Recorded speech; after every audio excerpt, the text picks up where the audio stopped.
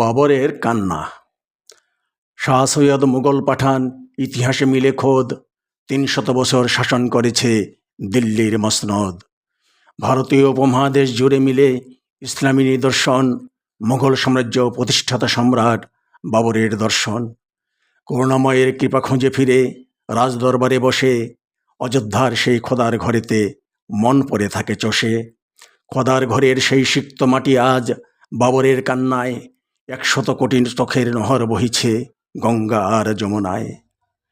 ভেঙেছে মসজিদ, ক্ষতি কি তাতে? ইমান ভাঙেনি তাও। খোদার জমিন সবই পাক মাটি, যেখানে সিজদা দাও। বাজাইছে যারা ধর্মের ঢোল, তা ক্ষণিকের উৎসব। নবীর শিক্ষা মুসলিম উম্মা, ক্ষমা করে দিও সব। মসজিদ ভেঙে মন্দির গড়ে হবে না কো স্মৃতিনাশ।